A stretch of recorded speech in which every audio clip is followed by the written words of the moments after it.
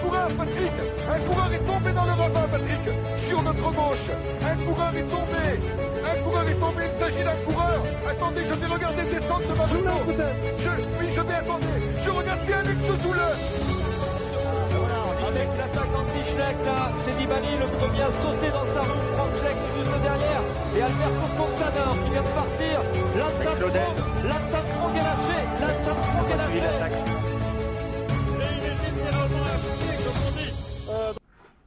Bonjour à tous et bienvenue pour cette nouvelle pastille des commissaires de course. Alors aujourd'hui, on a décidé avec Grégory, salut Grégory, Salut Charles, salut à tous. de se concentrer sur les néo-pros à suivre en 2022. Donc vous l'avez certainement vu sur Vélo Club, on a fait une petite liste de 12 noms. Donc on se proposait avec Greg de les passer en revue, de voir s'il y en avait d'autres bien sûr, et puis de prendre vos questions, hein, s'il y en a que vous avez remarqué et qui ne sont pas dans notre liste.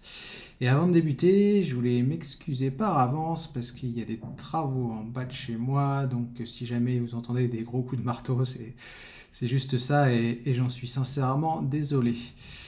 Donc Greg, pour débuter, je vous ai mis la liste hein, du coup sur le fond d'écran. Le vainqueur de l'avenir, Tobias Johansen, qui est l'une des attractions de la saison à venir et qui va débuter, je crois, dès dimanche en France. Ouais, c'est ça, Tobias Johannessen qui a remporté le Tour de l'Avenir de belle manière, même s'il a eu quand même, même s'il a eu chaud sur la dernière étape. Mais c'est vrai il a été assez impressionnant tout au long de la saison. Il faisait partie de la structure UnoX de développement et a disputé quelques courses en équipe première directement en tant que leader de l'équipe. Donc c'est quelque chose d'intéressant. Il a aussi terminé troisième de Liège-Bastogne-Liège dans la catégorie espoir. Donc ça montre qu'il peut avoir de bonnes dispositions à la fois sur les courses par étapes ainsi que sur les classiques ardennaises. Donc ça peut être un coureur relativement complet. Ce sera surveillé, mais évidemment il sera particulièrement attendu dès les premières courses de la saison. Alors Greg, je vais te poser la question, puis je te la poserai pour tous les coureurs qui sont dans notre liste. Qu'est-ce que tu attends, toi, de Tobias Johansen cette année? Est-ce que tu le vois prendre de la caisse juste ou déjà commencer à faire quelques résultats? Bah, je pense qu'il va ça va être un peu des 2 en fait, prendre de la caisse au début certainement, mais je pense qu'il sera rapidement quand même amené à jouer les premiers rôles, du moins dans son équipe, qui n'a pas forcément énormément de leaders pour les courses à étapes, les classements généraux. Donc à mon avis, il devrait être mis, sur le devant de la scène assez rapidement dès lors qu'il trouvera un terrain à sa convenance. Je pense qu'il essaiera de s'étalonner par rapport à ce qui se fait de mieux sur le cyclisme international. Après, faudra voir avec quel succès, mais oui, oui, je pense que ce sera le leader de l'équipe pour les courses à étapes et qui fera de son mieux pour faire les meilleurs résultats possibles assez rapidement et pas seulement se glisser dans les échappées pour prendre de la caisse. Alors second nom, c'est un peu plus une découverte, hein, à vrai dire, c'est Thomas qui l'a mis dedans, notre ami Rodred, qui spot toujours très bien les jeunes sud-américains. Vinicius Rangel, qui a été assez intéressant sur des épreuves amateurs du calendrier l'an passé, qui a fait son top 10 sur la course en ligne des mondiaux U23. Qu'est-ce que tu attends de lui rapidement du coup, Greg? Alors, c'est vrai que c'est un peu une interrogation puisqu'on l'a pas forcément vu venir, de très loin. Après maintenant, c'est vrai que les spécialistes, attendaient de bons résultats de sa part, mais ouais, ça fait longtemps qu'on n'aura pas eu un Brésilien dans une équipe, World Tour, il me semble. Et C'était c'est Murelo vrai qu'on Fischer dans la FDJ, j'ai un souvenir de ça. ouais, je suis pas sûr qu'il y en ait eu d'autres depuis, en fait. On est resté, sur des coureurs, d'équipes, continentales la plupart du temps et qui venaient pas spécialement en Europe. Quoique, il me semble qu'il y en a eu un, il y en a peut-être eu un chez je sais plus dans quelle équipe, chez Burgos ou enfin, il y a pas longtemps et qui n'est pas resté longtemps d'ailleurs. Mais concernant Rangel, c'est clair qu'il a fait une belle saison sur le calendrier amateur espagnol. Il a quand même quelques victoires, intéressantes, des victoires d'étape, des victoires de classement de meilleurs jeunes ou de classement par points sur des courses par étapes, du calendrier, élite espagnol. Donc ouais, ça peut être un coureur intéressant à suivre pour l'année prochaine. Alors après, je ne connais pas vraiment son profil, mais pour aller faire un top 10 sur les championnats du monde, espoirs, c'est déjà quelque chose d'assez intéressant et ça montre des prédispositions certainement pour les courses de type, classique ou, avec un petit peu de boss, mais, et aussi, une certaine pointe de vitesse. Donc ça peut être un profil intéressant pour les classiques, ardennaises ou en tout cas les semi-classiques italiennes, par exemple. Et Tout à fait, ouais. bah, ça, c'est le genre de profil avec la retraite de Valverde qui se profile. C'est le genre de type de coureur, dont Movistar, a besoin. Alors, troisième nom, bah, j'étais vachement surpris parce que, comme vous le savez, on a clôturé les inscriptions pour Rivals Manager hier soir et j'ai regardé un peu quels étaient les coureurs les plus pris et je pensais qu'ils seraient plébiscités par beaucoup plus de managers. Lewis Saski, Greg, l'un des gros talents de la Groupama FDJ qui passe pro et dont on attend quand même pas mal de choses dès cette année. Ouais, Lewis Husky, qui devrait normalement faire des choses intéressantes. Donc, il a fait une saison très correcte, l'année dernière.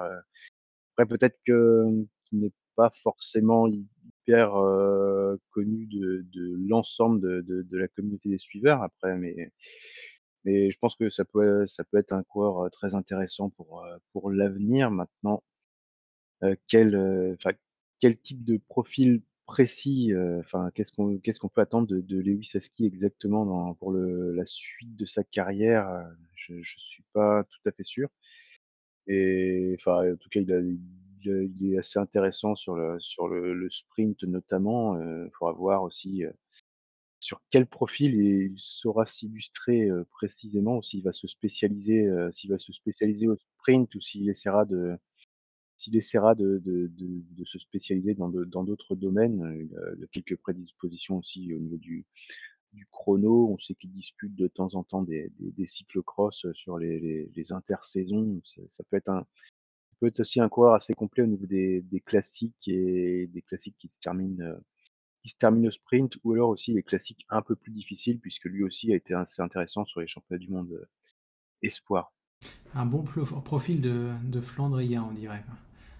Un peu pour Aski, même si tu l'as dit, il est assez complet. Alors le quatrième nom, Greg, c'est un peu la sensation, puisque c'est un vététiste, et à ce qui paraît, il est au moins aussi fort que Van Der Poel ou Pidcock, et désolé pour les petits coups de marteau. Victor Koretsky, du coup, qu'est-ce qu'on peut, si on est un peu sérieux, 30 secondes en attendre pour cette année 2022?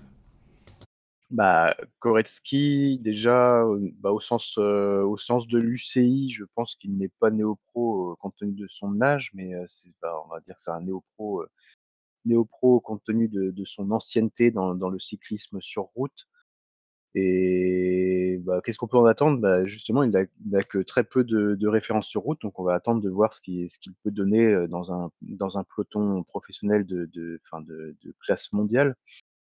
Et bah, de toute façon, s'il est là, je pense que c'était un bon coup à réaliser et il a certainement de très bonnes valeurs au niveau des tests physiques et ce sera à convertir, en succès au niveau de la participation aux courses et des résultats qu'il va devoir avoir. Je pense qu'il devrait se glisser pas mal dans les échappées et prendre au fur et à mesure le rythme des courses, le rythme du peloton et ouais, à mon avis, ça peut être un coureur intéressant sur tout ce qui est profil, un peu accidenté, des efforts, assez brefs dans les petites côtes, je pense qu'il peut être très intéressant là-dessus, les descentes techniques et puis aussi, ça reste à voir. Maintenant, un des est-ce qu'il sera un des leaders de l'équipe, dès le départ? Je ne pense pas. Ouais, alors effectivement, on peut l'attendre sur des courses où les profils sont un petit peu vallonnés, notamment les classes 1 françaises.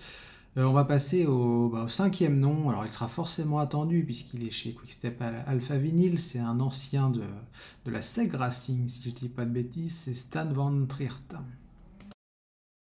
Ouais, Stan Van Triert, alors après, je sais pas si ça se prononce exactement comme ça, mais pas très loin du genre, mais effectivement, un néo-pro chez la Quick Step, ce sera pas le seul d'ailleurs, en 2022, mais forcément, il sera très attendu. Donc, honnêtement, je connais pas énormément ce coureur, mais vu d'où il vient, après, c'est vrai que c'est un profil où il est assez efficace à la fois sur les courses plates ou aussi sur les courses avec un peu de boss difficile. C'est vrai que ça a l'air d'être un bon gros 4x4 avec aussi une pointe de vitesse. Je pense que ça va être un élément assez intéressant pour prendre un peu d'expérience au départ et aussi se glisser un peu dans les échappées, faire partie aussi des hommes de base pour rouler à l'arrière, derrière les échappées, se glisser dans le train aussi pour préparer un peu les sprinters. Je pense qu'il sera peut-être un petit peu dans l'ombre au départ pour commencer à prendre de l'expérience et puis au fur et à mesure de la saison ou des saisons qui viennent, prendra un peu de lumière et montrera ce qu'il sait faire et c'est vrai que, ses débuts ont été assez intéressants, en tout cas chez les jeunes. Ouais, c'est vrai. Et puis, salut Polska, du coup, qui nous rejoint sur le live. Effectivement, il y a Ethan Vernon. Ethan Vernon, c'est un peu comme Van Triert, ces jeunes pépites sur lesquelles mise la Quick Step. Il y aura Sversek aussi qui rejoindra l'effectif en juillet. Et on attend clairement le prochain Michael Honoré chez les hommes de Patrick Lefebvre. Alors, le sixième nom, Greg, c'est peut-être le moins connu de la liste chez nos Steelers, c'est le néerlandais Dan Hull. Ouais, le néerlandais Dan Hull, pas forcément le plus connu des noms cités, mais c'est un coureur quand même, qui peut très certainement être, intéressant, assez rapidement. C'est peut-être, ouais, il est peut-être, plus à même de réaliser quelques résultats, peut-être de seconde zone, mais des résultats intéressants, assez rapidement, on va dire. Il était espoir dernière année justement, en saison 2021, mais il a réalisé des résultats très corrects, notamment un top 10 déjà sur le top de l'avenir. C'est intéressant. Deuxième chez les espoirs de Flanders Tomorrow Tour. Et il est aussi assez efficace au niveau des contre-la-montre. Donc c'est vrai que c'est un profil qui est assez complet aussi. Il peut briller sur plusieurs types de terrains et ouais, ça peut être intéressant. Et même sa pointe de vitesse n'est pas ridicule. Donc c'est vrai que c'est un profil un peu 4x4, passe-partout, que ce soit sur les courses par étapes, sur les classiques. Donc c'est vrai que c'est un profil aussi qui restera à déterminer pour la suite. Il faudra voir s'il essaiera de se spécialiser dans un des domaines ou s'il restera 4x4 passe-partout. Ouais, alors le septième de la liste, j'étais vachement surpris, Greg, je sais pas toi, mais pareil, hein, je le disais tout à l'heure, je regardais les stats de Rivals Manager et Filippo Baroncini, finalement, c'est le coureur qui a été le plus choisi par les managers parmi tous ceux qui étaient à 3 points. Donc apparemment, il y a pas mal de gens qui voient le champion du monde espoir briller cette année. Ouais, tout à fait. C'est vrai que finir champion du monde, espoir, ça ouvre un peu certaines portes, on va dire, et certaines portes au niveau de la célébrité aussi. Donc, il a peut-être plus une bonne cote, de ce côté-là, mais à côté de ça, il a quand même réalisé une saison très intéressante. Il a brillé un peu lui aussi sur, pas mal de registres différents, que ce soit au niveau des classiques difficiles, même, il a eu aussi une victoire d'étape, sur l'Étoile d'Or, en France. Et ouais, il a été assez intéressant, sur les profils, punchy, même en contre-la-montre, il n'est pas ridicule. Donc c'est un coureur qui peut rapidement, être intéressant dans son équipe et puis c'est vrai que chez Trek, on a pas mal besoin de ce type de profil aussi, parce qu'il y a pas forcément, énormément de leaders ou de coureurs, emblématiques au niveau des classiques, chez Trek. Ouais, puis c'est vrai que tu l'as dit, il est dans une formation, c'est ça qui est intéressant, je trouve, et c'est peut-être ça aussi qui a décidé pas mal de managers sur notre jeu de simulation de vélo. Il y aura des opportunités chez Trek forcément, et ça peut être pas mal.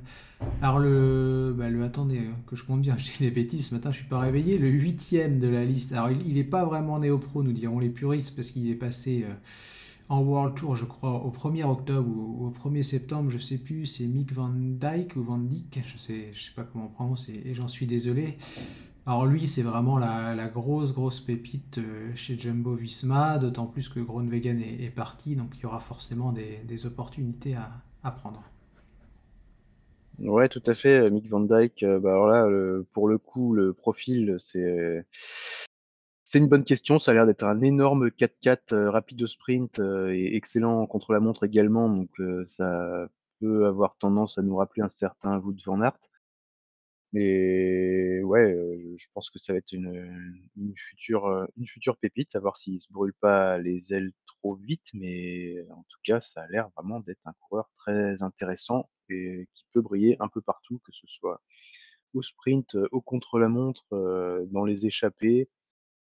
À voir s'il est efficace au niveau des classiques flandriennes, je ne sais pas trop et enfin, ça restera à voir, mais en tout cas, c'est un coureur qui a l'air, vraiment très intéressant et qui peut tout à fait, percer rapidement, même s'il est dans une équipe où la concurrence interne sera quand même, Ouais. très très compliquée. Ouais, parce qu'il y a vraiment une Mais belle génération grecque de jeunes talents chez Jumbo Visma, entre Koy, lui, son frère, ouais, c'est ça, Decker aussi. il y aura une place à se faire, dans l'équipe. Il faudra quand même se disputer un peu, sa place avec certains autres, équipiers, mais bah, je pense qu'il a toutes les cartes en main pour, rapidement être, sur le devant de la scène de ce côté-là. Après, c'est vrai qu'il faudra savoir s'il se spécialise au niveau du sprint Ouais, ou d'autres spécialités ou s'il reste 4x4 comme il est en ce moment.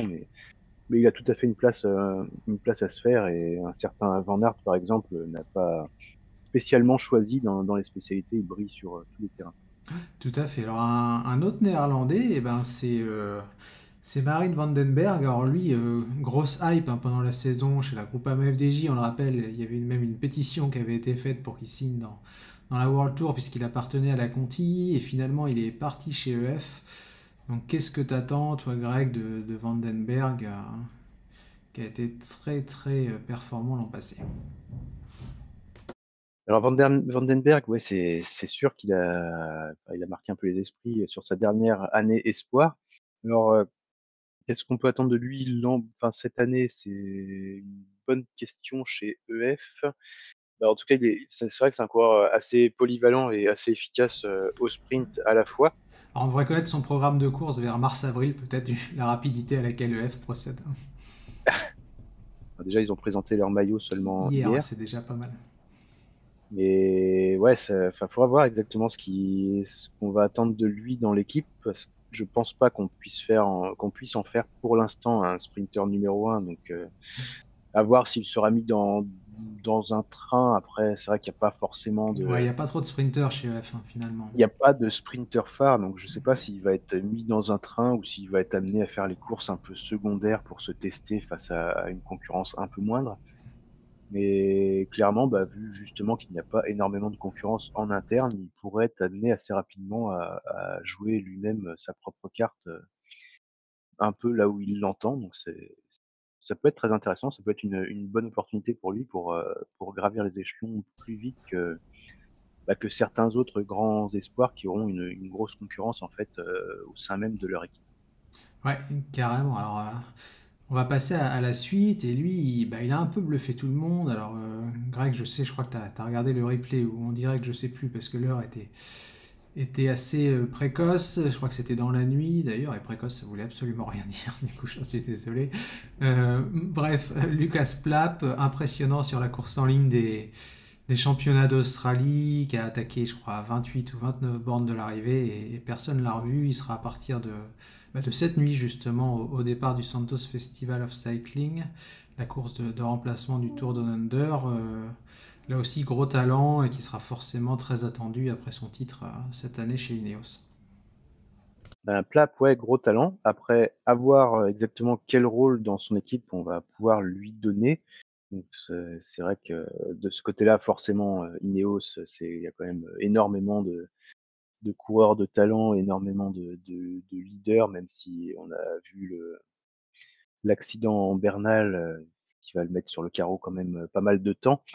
Mais du côté de Plap, c'est vrai que, bah, c'est dommage qu'on n'avait pas pu le voir à cause du covid. On n'a pas pu le voir sur l'épreuve chronométrée au championnat d'Australie puisqu'il est quand même, Ouais, il était qu'à contact, je crois, hein. ouais, c'est ça, donc il a été forfait de dernière minute, mais ça aurait été intéressant de le voir parce qu'il est quand même, sacrément performant au niveau du contre-la-montre également. Et gros moteur quoi qu'il en soit et il devrait être, quand même, il dégage une sacrée impression d'efficacité, de puissance, quand il se dégage comme ça de l'autre, du groupe, des principaux favoris qu'il y avait au championnat d'Australie. Et ça va être, ouais, ça va être un énorme rouleur, une grosse caisse apparemment, donc ça restera à voir au niveau du peloton, World Tour, on verra ce qu'il sera amené à réaliser, mais en tout cas, c'est un très, très bon espoir et à voir, dans quel domaine il se spécialisera exactement, si on en fera un homme à rouler ou un homme de contre-la-montre ou s'il essaiera lui aussi de se spécialiser un peu sur les courses à étapes à l'avenir. Faudra voir ça. Ouais, alors le 10e nom, le 11e nom, pardon, c'est Bastian Wichtebrox. Alors lui, c'est pareil, il a été plébiscité, je crois, à Rivals par plus de 600 managers. J'étais assez impressionné, surtout que son programme de course a l'air d'être plus composé d'un mix entre des épreuves U23 et des courses du calendrier Europe Tour. Je vois sur le sondage qu'on a mis en place sur le site, et vous le voyez hein, sur la copie d'écran, c'est lui aussi qui est le plus choisi. La question qu'on avait posée, c'est qui sera le meilleur néo-pro de 2022, et c'est Sian Wichtebrox qui est plébiscité à 28% par nos lecteurs. Grosse hype aussi là pour le jeune Belge qui est déjà comparé à Remco Evenepoel. Est-ce que tu y crois, toi, Grégory?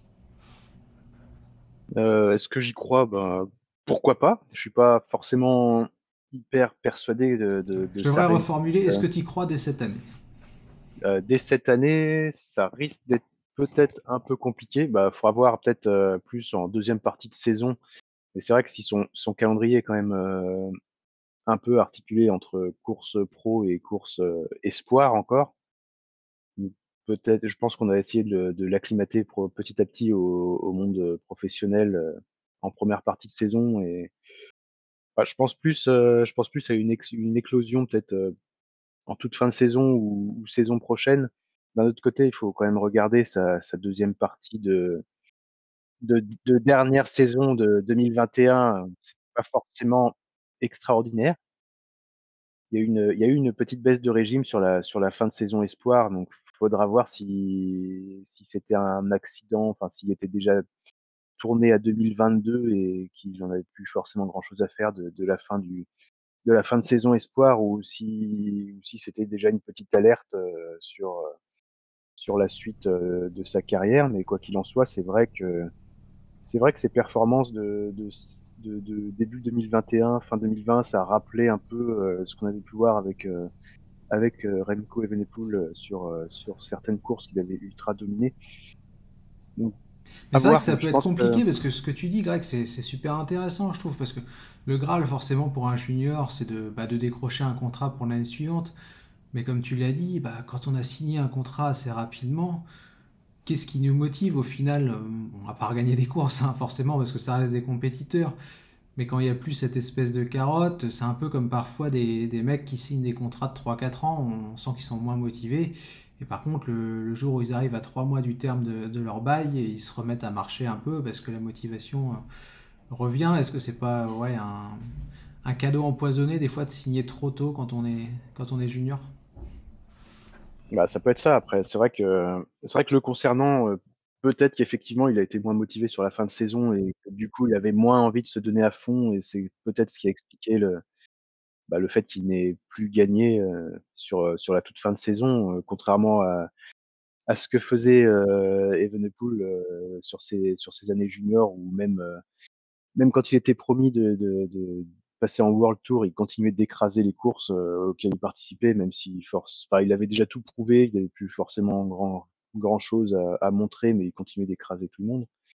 Là, avec, Wüst-Brooks, c'était plus le cas, donc à voir, l'an prochain, mais je pense que à voir dès cette année, mais je pense que ce sera un coureur assez intéressant rapidement maintenant. Est-ce que ce sera le grand leader belge à venir? Ça, c'est encore un peu je trop pense tôt.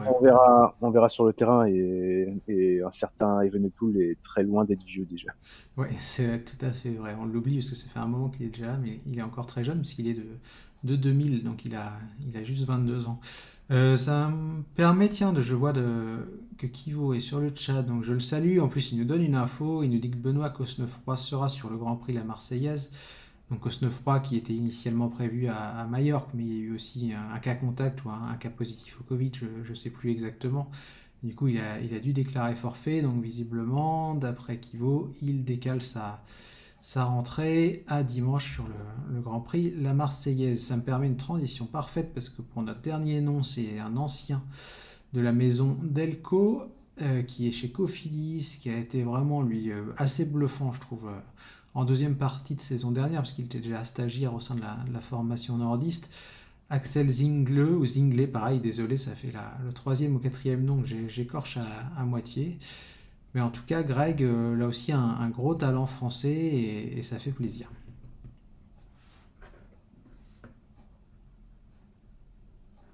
Ah, j'ai perdu Greg. Non, je t'avais perdu aussi, mais c'est revenu. Axel Zinglé, oui, du coup. Axel Zinglé, apparemment c'est Zinglé. J'ai suivi le Tour de Guadeloupe c'est vrai, il avait gagné une étape. Les Guadeloupéens étaient très curieux de savoir comment prononcer son nom et apparemment c'est de cette façon-là. Donc gros talent, oui effectivement, et il a été très efficace sur toutes les épreuves de classe 1 française qu'il a pu disputer au niveau, enfin tout en étant stagiaire chez Cofidis. Donc je pense que sur cette saison il devrait continuer à être efficace sur ce terrain, qui pourrait rapidement d'ailleurs être l'un des leaders de l'équipe sur ces courses-là, pendant que d'autres iraient tout simplement sur le calendrier World Tour Pro Series.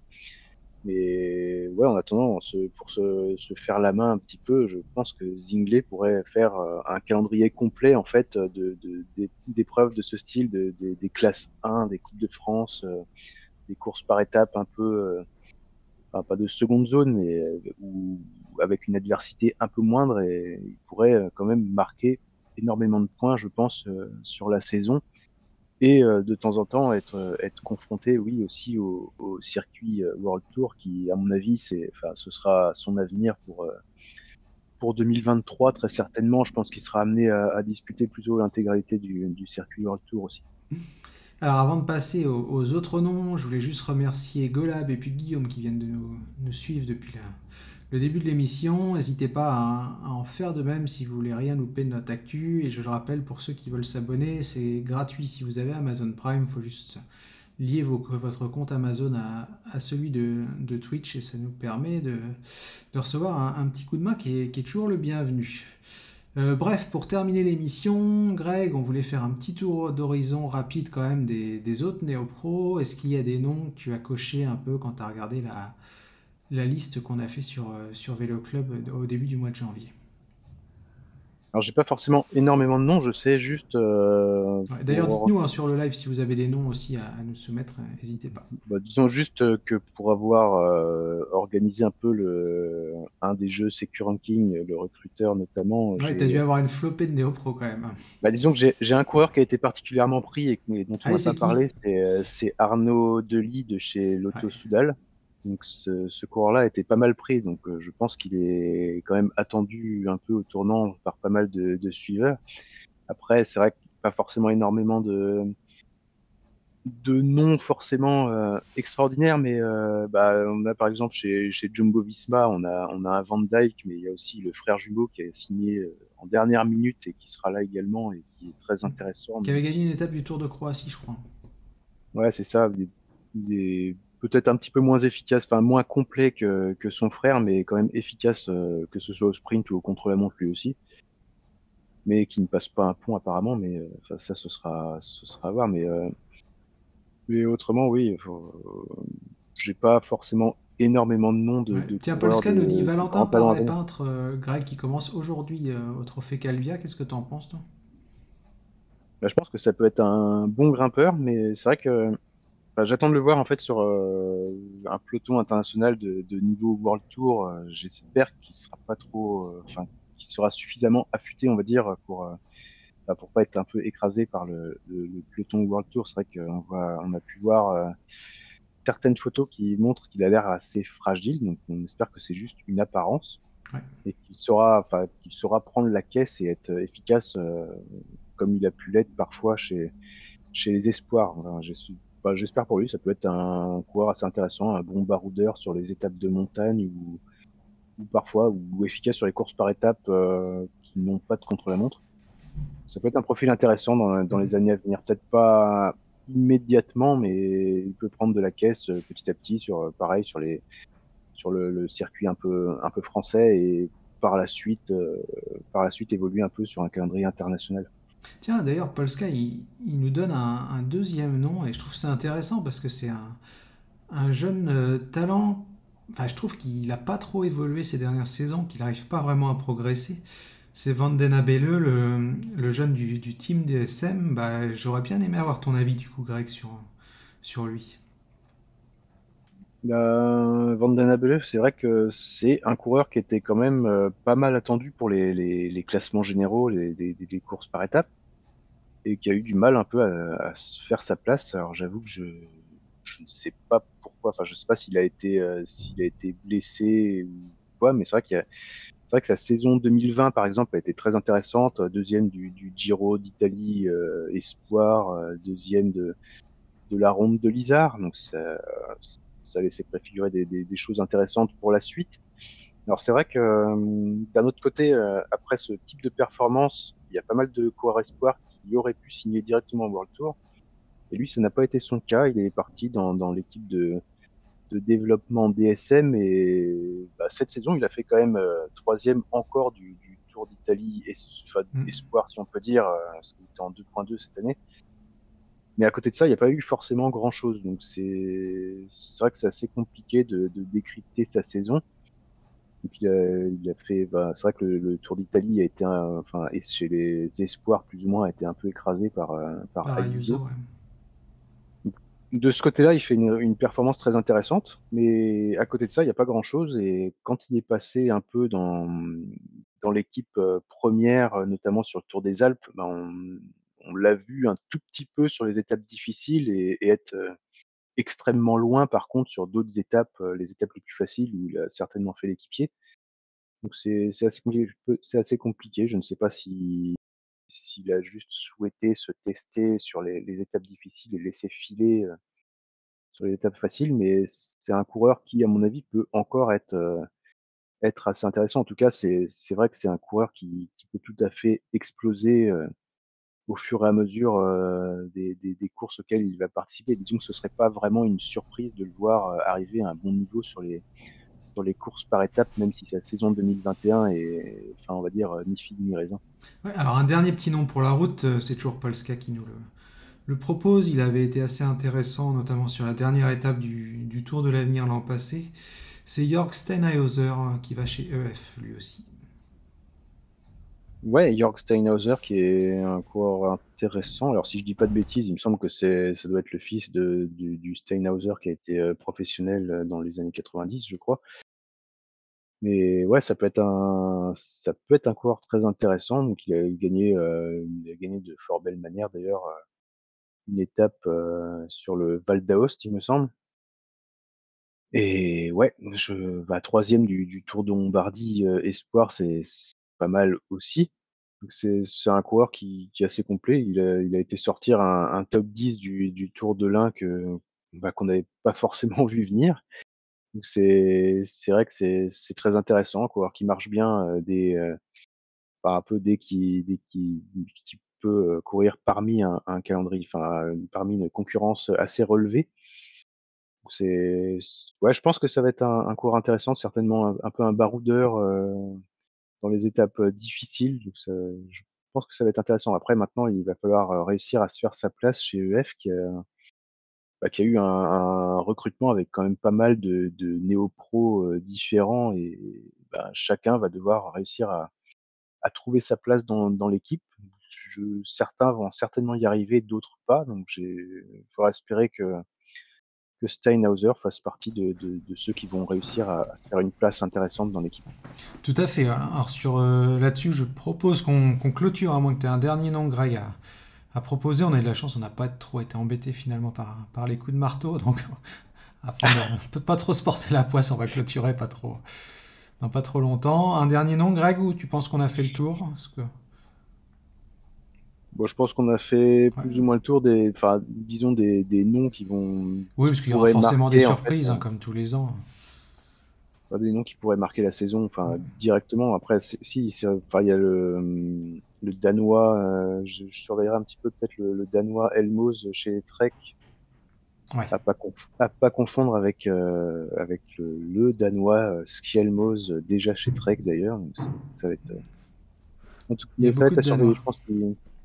Je pense qu'il peut être intéressant lui aussi, toujours dans ce registre un peu roule toujours, baroudeur, qui sait prendre du vent. Donc ça peut être un coureur tout à fait intéressant dès 2022. Tout à fait. D'ailleurs, on pourrait faire un petit suivi cette année. Ça pourrait être pas mal. Je sais pas ce que tu en penses, Greg, mais tous les mois ou tous les 2 mois, voir un peu où en sont nos néo-pros, ça pourrait être intéressant.